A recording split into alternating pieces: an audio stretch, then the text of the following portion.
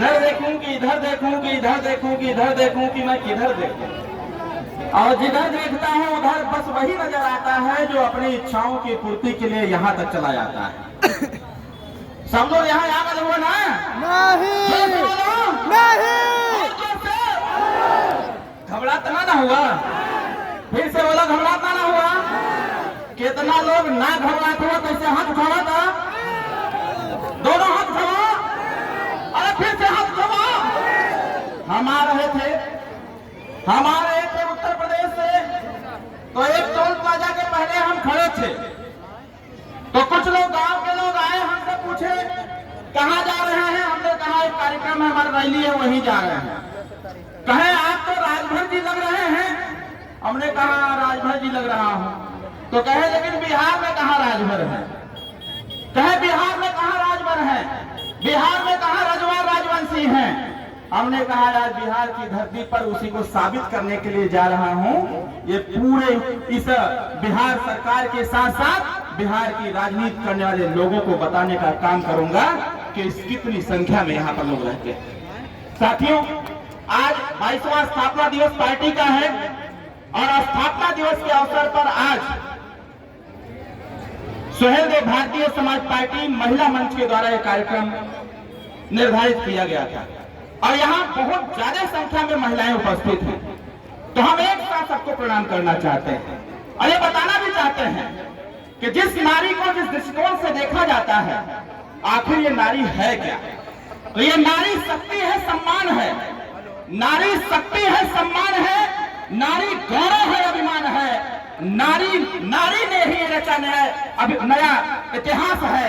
मेरा तन और मस्तक दोनों समर्पित नारी को मेरा प्रणाम। इस मंच पर विराजमान हम सबके नेता, हम सबके अग्रज, करोड़ों लोगों की आवाज माननीय नेताजी के साथ साथ सभी नेतागण का मैं इस 22वें स्थापना दिवस के अवसर पर मैं सभी लोगों का बहुत बहुत स्वागत करता हूं। और मैं आज ज्यादा समय नहीं दूंगा आपका, और न ही मैं अपना ज्यादा समय दूंगा।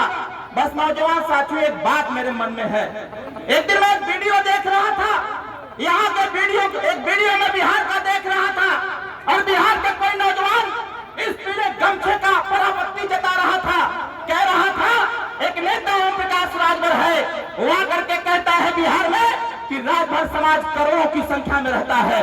लेकिन वो लड़का बता रहा था कि ओम प्रकाश राजभर बोल रहे थे, लेकिन ऐसा कुछ है नहीं।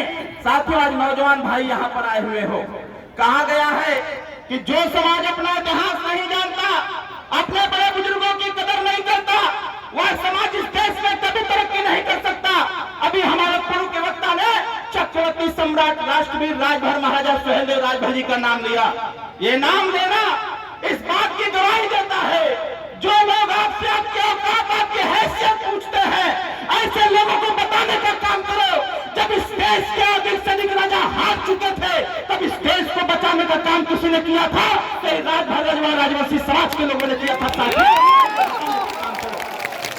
अरे अगर ये राजतंत्र होता, अगर ये राजतंत्र होता, तो मैं दावे के साथ कह रहा हूं, अगर ये राजतंत्र होता तो बिहार में राजभर रजवाड़ का शासन होता, किसी दूसरे का शासन नहीं होता। साथियों, होता तो ये लोकतंत्र है, और लोकतंत्र में सबसे बड़ी ताकत वोट में होती है। उस समय जब ये देश गुलाम था, जब इस देश में विदेशी आक्रांताओं ने हमला किया था, तो इन माताओं बहनों की रक्षा करने के लिए राजभर राजा सुहेलदेव राजभर जी ने 48 किलो की तलवार उठाया था।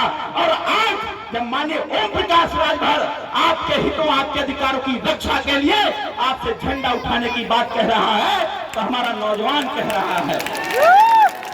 नौजवान भाइयों, एक बात समझो, आज यहाँ पर हमको इस बात को कहने पर विवश होना पड़ रहा है। अरे लोग आपसे आपके औकात पूछने का काम कर रहे हैं, तो मैं आज बताने आया हुआ हूँ। ये जो लोग कहते हैं कि मुट्ठी भर राजभर रजवा राजवंशी रहता है, अरे मेरे पास तो पूरा रिकॉर्ड है। साथियों, बिहार देश में खाली राजभर रजवा राजवंशी एक साथ खड़ा हो जाए तो हमारी सरकार बिहार में होगी, बाकी किसी की सरकार नहीं बनने वाली है। क्या बात करते हो? हम बात इस बात को जरूर कहना चाहेंगे। माताओं बहनों, यहाँ पर नौजवान साथियों, 5 पीढ़ी के लोग बैठे हुए हैं, 5 पीढ़ी के लोग बैठे हुए हैं। यहाँ पर 90 साल यहाँ पर 25 साल का नौजवान भी है, यहाँ पर 12 साल का बच्चा भी है और माँ के गोद में बैठा हुआ सोया हुआ एक 2 महीने का लड़का भी है साथियों। 5 पीढ़ी के लोग बैठे हुए हैं और साथियों इतिहास गवाह है, जब 3 पीढ़ी के लोग एक साथ खड़े होकर के संघर्ष करने का काम करें और लक्ष्य की प्राप्ति के लिए काम करना चालू कर देते हैं तो दुनिया की कोई ताकत नहीं है जो उसको लक्ष्य प्राप्ति से रोक सके साथियों। इसलिए मैं आपसे कहना चाहता हूँ, नौजवान भाइयों को मैं कहना चाहता हूँ, ये बटने का काम ना करो। अरे देखो उत्तर प्रदेश में जलवा मचा के रखा हुआ है। उत्तर प्रदेश में किसी की हैसियत नहीं है किसी गरीब को कोई प्रताड़ित कर दे। उत्तर प्रदेश में किसी की क्षमता नहीं है कि कोई ओम प्रकाश राजभर की ताकत को कम कर दे। उसी ताकत को यहाँ बढ़ाने के लिए हम लोग आए हुए हैं। अरे अभी हमारा छोटा भाई कह रहा था, अरे भाई आप दूसरे के रैली में जाते हो तो आप उसके पार्टी के कहलाते हो। आज इतने बड़े तादाद में आप आए हुए हो, आज क्या पक्ष क्या विपक्ष, आज सारे लोगों को नींद नहीं आएगा कि ओम प्रकाश राजभर ने जो जनसैलाब सीतामढ़ी में इकट्ठा किया उतना जनसैलाब किसी की क्षमता नहीं है कितने ज्यादा तादाद में किसी महिला को इकट्ठा करके। नौजवान भाइयों, अरे आपको कमर कसना होगा, अरे साबित करना होगा।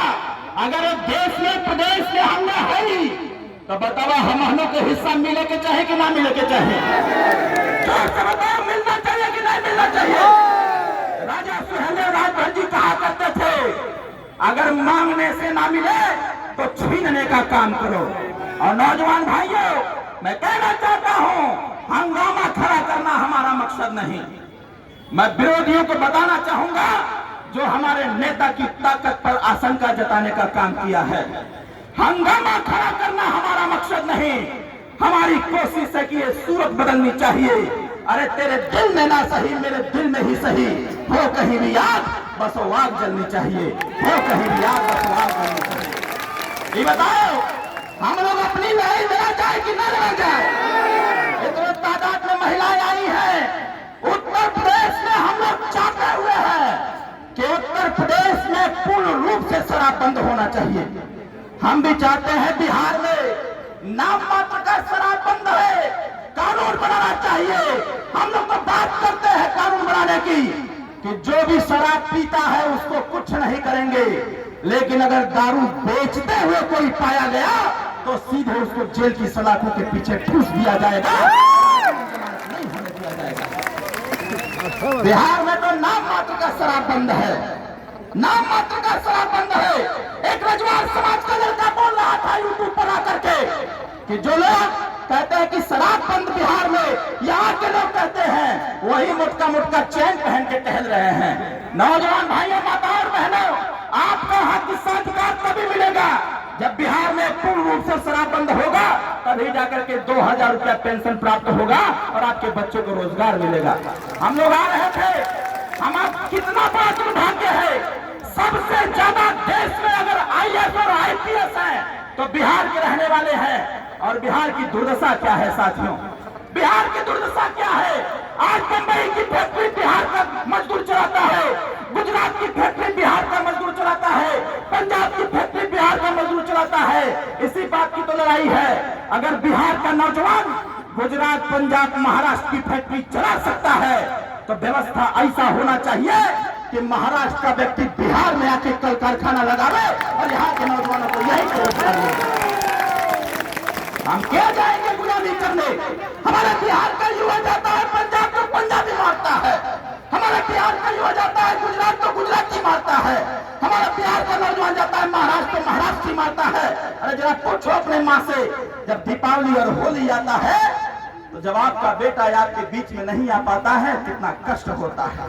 माताओं, लड़ाई इसी बात की है। अगर बिहार और उत्तर प्रदेश का नौजवान देश की आर्थिक स्थिति को सही कर सकता है तो बिहार और उत्तर प्रदेश में कल कारखाने के धंधे लगने चाहिए और बिहार के नौजवानों को यही रोजगार मिलना चाहिए। साथियों, इस बात की लड़ाई हमारी है। आज लोग आपसे पूछते हैं कि कितनी संख्या में है लोग, तो मैं बताना चाहता हूं, अरे कान खोल के सुन लीजिए कि बिहार प्रदेश में ये राजभर, रजवाड़, राजवंशी समाज के लोग 1,32,86,270 की संख्या में रहते हैं, मेरे पास इसका गणना है। क्या बात कर रहे हो? अभी मैं 4-5 दिन पहले से यहाँ एक बड़े नेता से मैं बात कर रहा हूँ।